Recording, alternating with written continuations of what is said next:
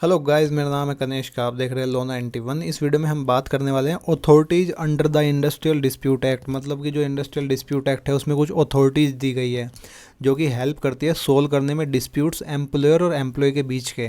ठीक है, तो उनको इन डेप्थ पढ़ेंगे और कंप्लीट करते हैं जल्दी। आसान सी भाषा में पेन पेपर लेके बैठ जाओ और अगर आपको पीपीटी चाहिए तो यहाँ पे लिंक आ जाएगी, डाउनलोड कर लेना। ठीक है, तो जो इंडस्ट्रियल डिस्प्यूट एक्ट 1947 है वो प्रोवाइड करता है एक सिस्टम ऑफ अथॉरिटीज़। ठीक है, किस लिए? रिजोल्व करने के लिए डिस्प्यूट्स जो होते हैं एम्प्लॉयर और एम्प्लॉयज़ के बीच में। ठीक है, ये जो अथॉरिटीज होते हैं ये एक मेजर रोल प्ले करती है मेंटेन करने में इंडस्ट्रियल पीस को। ठीक है, और स्ट्राइक्स वगैरह को रोकने में। ठीक है, ग्रीवियंस या प्रॉब्लम्स वगैरह जो भी होते हैं इश्यूज उनको सोल्व करने में। ठीक है, और इंश्योर करती है फेयरनेस इन एम्प्लॉयमेंट कंडीशन। ठीक है, यहाँ पे कुछ अथॉरिटीज मैंने लिखी हुई है जैसे कि work committee, conciliation officer, board of conciliation, court of inquiry, labour court, industrial tribunal और नेशनल ट्राइब्यूनल।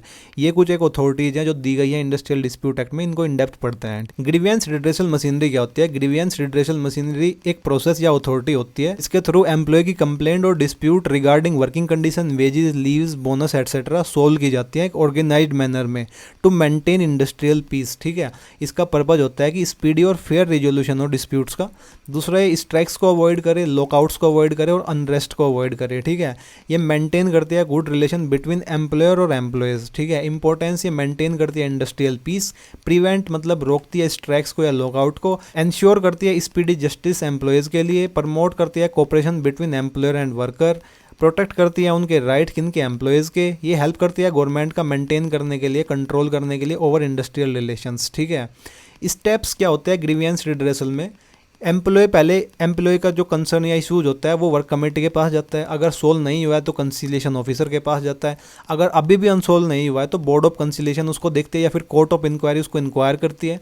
अगर सेटलमेंट फेल हो जाता है, ठीक है, पहले मतलब इनफॉर्मल वे में सेटलमेंट करने का ट्राई करता है ये तीनों चीज़। ठीक है, अगर इनफॉर्मल वे में सेटलमेंट फेल हो जाता है तो लेबर कोर्ट जाती है या फिर इंडस्ट्रियल ट्राइब्यूनल जाती है, या फिर अगर इश्यूज बड़ा है, अफेक्ट कर रहा है नेशनल लेवल पे या स्टेट्स पे, ठीक है, डिफरेंट स्टेट्स पे, तो नेशनल ट्राइब्यूनल के पास जाता है। ठीक है, जो फाइनल डिसीजन होता है वो बाइंडिंग होता है, मतलब कि फॉलो करना होता है और एनफोर्सेबल बाय लॉ होता है, ध्यान रखना।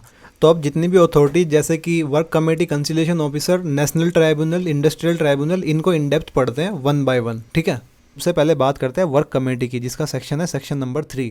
सेक्शन 3 सेक्शंस वगैरह जब मैं बताऊं तो साथ में डायरेक्ट खोल के बैठ जाया करो। अगर आपके पास टाइम है तो उसमें मैच कर लिया करो, एक बार थोड़ा पढ़ भी लिया करो। ठीक है, इसका मतलब होता है कमेटी जो फॉर्म की जाती है इंडस्ट्रियल एस्टेब्लिशमेंट में प्रमोट करने के लिए गुड रिलेशंस। ठीक है, और सोल्व करने के लिए माइनर डिस्प्यूट्स। माइनर डिस्प्यूट्स कैसे कि जैसे कि ओवर टाइम अलाउंस है, छोटा सा डिस्प्यूट है, कुछ कैंटीन वगैरह की फैसिलिटीज़ है। ठीक है, ये छोटे छोटे डिस्प्यूट को सोल्व करने के लिए सबसे पहले वर्क कमेटी बनाई जाती है। ठीक है, एक फैक्ट्री जिसमें 100 से ज़्यादा वर्कर है तो गवर्नमेंट उसको ऑर्डर कर सकती है एम्प्लॉयर को कि फॉर्म करे एक वर्क कमेटी। ठीक है, उसमें इक्वल रिप्रेजेंटेटिव होने होते हैं, एम्प्लॉयर के भी और एम्प्लॉयज़ के भी। ठीक है, गवर्नमेंट डिसाइड कर सकती है अगर डिसएग्रीमेंट होता है तो, मतलब कि अगर इश्यू सोल्व नहीं होता है तो फिर गवर्नमेंट डिसाइड कर सकती है। ज्यूरिडिक्शन एंड फंक्शन से डील करता है डे टू डे डिस्प्यूट्स में, जैसे कि फैसिलिटीज़, वर्किंग कंडीशन। प्रमोट करता है harmony and cooperation between management and workers. ठीक है, एनकरेज करता है settlement of grievance informally. Informally मतलब कि पहले ही, कोर्ट जाने से पहले ही। ठीक है, कंसीलिएशन ऑफिसर रेलेवेंट सेक्शन 4, मतलब एक गवर्नमेंट अपॉइंट करती है एक ऑफिसर को, ठीक है, जिसकी ड्यूटी होती है मीडिएट करना। मीडिएटर, मीडिएशन, ये क्या होता है? आर्बिट्रेशन में आपने पढ़ा होगा, नहीं पढ़ा है तो मैं यहाँ पे लिंक दे दूंगा। आर्बिट्रेशन की पूरी प्लेलिस्ट वीडियो बन चुकी है, इसमें कंसीलिएशन, आर्बिट्रेशन, मीडिएशन, एडीआर के सारे मेथड्स मैंने इन डेप्थ कवर किए हुए हैं, वहाँ पे जाकर के देख लेना। ठीक है, तो एक कंसीलिएशन ऑफिसर कौन होता है? गवर्नमेंट अपॉइंटेड ऑफिसर होता है जिसकी ड्यूटी होती है मीडिएट करना। ठीक है, और सेटल करना इंडस्ट्रियल डिस्प्यूट को किसके बीच में? जो एम्प्लॉयर और एम्प्लॉय के बीच में होते हैं। किसके थ्रू? कंसीलिएशन के थ्रू।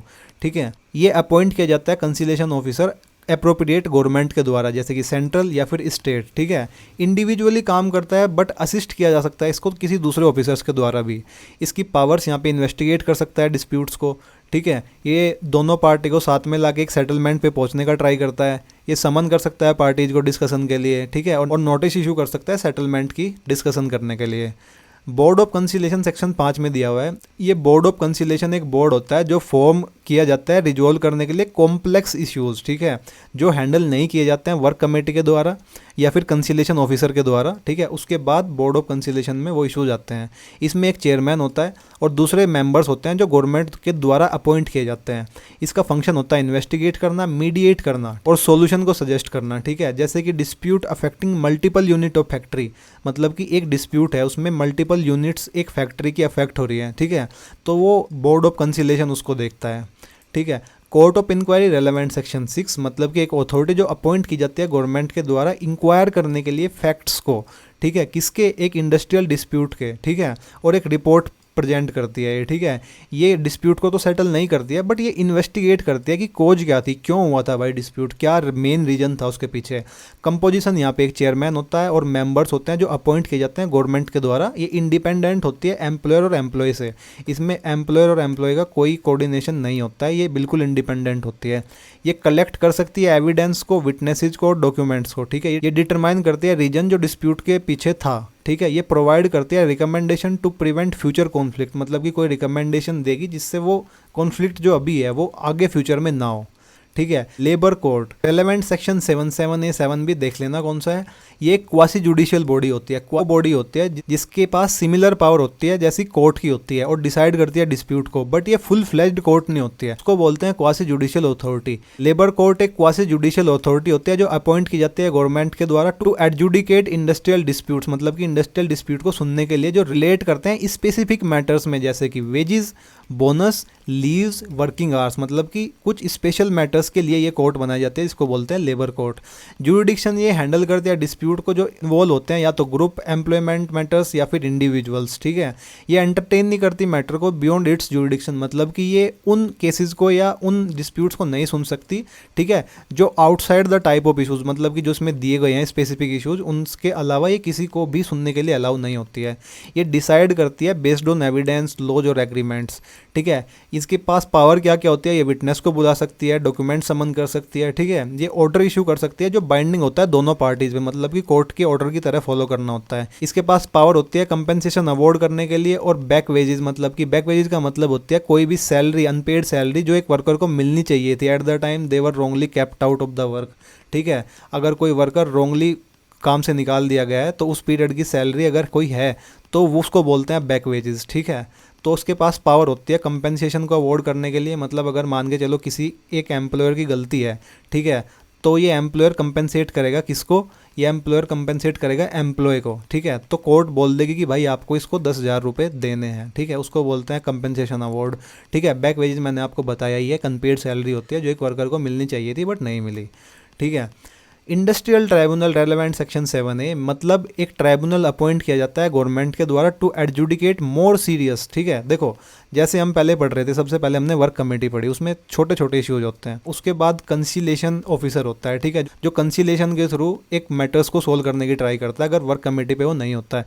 कंसिलेशन ऑफिसर के बाद आता है कंसिलेशन बोर्ड, ठीक है, वो थोड़े बड़े सीरियस मैटर्स को सुनता है, ठीक है। उसके बाद आता है लेबर कोर्ट, ठीक है, लेबर कोर्ट में थोड़े ज़्यादा बड़े सीरियस इश्यूज होते हैं बट स्पेसिफिक मैटर्स पे होते हैं, ठीक है। लेबर कोर्ट के बाद आता है इंडस्ट्रियल ट्राइब्यूनल और इसके बाद क्या आएगा, नेशनल ट्राइब्यूनल। उसमें बड़े बड़े जो नेशनल लेवल पे जो इश्यूज होते हैं वो उनको देखती है। तो यहाँ पे जो पावर्स होती है ना वो बढ़ती जाती है, ठीक है। यहाँ पे जो जैसे जैसे आगे जाते जा रहे हैं ना पावर बढ़ती जा रही है, ठीक है। तो इंडस्ट्रियल ट्राइब्यूनल का मतलब है कि जो एक ट्राइब्यूनल जो अपॉइंट किया जाता है गवर्नमेंट के द्वारा to adjudicate more serious industrial dispute, ठीक है, जो इन्वॉल्व होते हैं लार्जर इशूज में, जैसे कि डिट्रेंचमेंट, ये बड़ा इशू है भाई, क्लोजर या फिर ट्रांसफर ऑफ बिजनेस, ठीक है। जुरिडिक्शन ये हैंडल करता है कॉम्प्लेक्स डिस्प्यूट्स जो इन्वॉल्व होते हैं मल्टीपल पार्टीज और इंडस्ट्रीज में, ठीक है। ये कवर करता है थोड़ी wider range of issues than the labour court, ध्यान रखना। पावर ये इशू करता है बाइंडिंग डिसीजंस, मतलब कि जो डिसीजंस होते हैं वो मैंडेटरी होते हैं फॉलो करने। ये कंपनसेशन को अवॉर्ड कर सकता है, बैक वेजेज और ऑर्डर कर सकता है री इंस्टेटमेंट। री इंस्टेटमेंट का मतलब होता है वर्कर को दोबारा जॉब दिलाना जब वो अनफेयरली रिमूव कर दिए गए थे या सस्पेंड कर दिए गए थे, ठीक है। उस केस में उनको दोबारा जॉब दिलाता है कौन सा, इंडस्ट्रियल ट्राइब्यूनल, ठीक है। डिसीजंस जो होते हैं वो एनफोर्सेबल बाय लॉ होते हैं यहाँ पे। अब आया नेशनल ट्राइब्यूनल। नेशनल ट्राइब्यूनल का मतलब होता है ये नेशनल लेवल पे सेटअप की जाती है बाय द सेंट्रल गवर्नमेंट, ठीक है। ये डिस्प्यूट्स हैंडल करती है जो अफेक्ट करती है लार्ज सेक्शन ऑफ वर्कर्स, ध्यान रखना, अक्रॉस मल्टीपल स्टेट्स या फिर इंडस्ट्रीज, ठीक है। जुरिडिक्शन डील करती है डिस्प्यूट्स के साथ जो नेशनल सिग्निफिकेंस रखते हैं, मतलब कि जो ऑल ओवर इंडिया को अफेक्ट कर रहे हैं या फिर मल्टीपल स्टेट्स को अफेक्ट कर रहे हैं, ठीक है। ये ऑफन यूज होता है इंडस्ट्रीज में जैसे कि रेलवेज, डिफेंस या एनर्जी सेक्टर। जो नेशनल ट्राइब्यूनल के पास एक मेन पर्सन होता है जिसको प्रिसाइडिंग ऑफिसर बोलते हैं, ठीक है। ये वही होता है या तो हाई कोर्ट का जज रह चुका हो या अपॉइंट किया गया हो एज ए हाई कोर्ट जज, ठीक है। जो ये पर्सन होता है वो चूज किया जाता है सेंट्रल गवर्नमेंट के द्वारा। जो गवर्नमेंट होते हैं वो आल्सो अपॉइंट 2 एक्सपर्ट्स जिनको एक्सेसर बोलते हैं, ठीक है। ये एडवाइस करते हैं और हेल्प करते हैं ट्राइब्यूनल की जब केस डिसाइड करते टाइम, ठीक है। पावर सिमिलर होती है इंडस्ट्रियल ट्राइब्यूनल की बट ब्रॉडर रीच, ठीक है, थोड़ी ज़्यादा रीच होती है। गवर्नमेंट डायरेक्ट कर सकती है पार्टीज को अपेयर होने के लिए और एविडेंस को देने के लिए। ये डिसीजन बाइंडिंग होते हैं अक्रॉस द कंट्री। जैसे कोई रेलवे का डिस्प्यूट है, ठीक है, रेलवे के एम्प्लॉय का कोई डिस्प्यूट है, सेवरल स्टेट्स में है, ठीक है, तो इसको नेशनल ट्राइब्यूनल एडजुडिकेट करेगी, ठीक है। अब यहाँ पे मैंने एक टेबल बना दी है, इस टेबल को ध्यान से देख लो, इसका स्क्रीनशॉट ले लो, ठीक है। ऐसी टेबल बना के आया करो एग्जाम में अगर आपके पास टाइम होता है तो, ठीक है। सेक्शंस मैंने यहाँ पे लिखे हुए हैं, ठीक है। पर्पज मैंने यहाँ पे लिखे हुए हैं, क्या क्या पर्पजेज हैं इनके, जो मैंने पढ़ा है वो यहाँ पे छोटे छोटे पॉइंट्स में लिखा हुआ है, ठीक है। तो इसको पढ़ लेना, एक बार इसका स्क्रीनशॉट ले लेना, ठीक है। तो यहाँ पे होती है आपकी वीडियो कंप्लीट, बट अभी जाना मत, अभी बिल्कुल मत जाना। अगर आपको ये पीपीटी चाहिए तो डाउनलोड कर लेना। अगर आपको ये वीडियो अच्छी लगी है ना तो यहाँ पे एक लाइक का बटन कहीं पे मिल जाएगा, उसको प्रेस करके लाइक कर देना। पीपीटी डाउनलोड यहाँ से कर लेना, सब्सक्राइब यहाँ से कर देना। यहाँ पे एक इंपॉर्टेंट वीडियो आएगी वो देख लेना, यहाँ पे प्लेलिस्ट आएगी वो देख लेना। तब तक के लिए all the very best for your exams.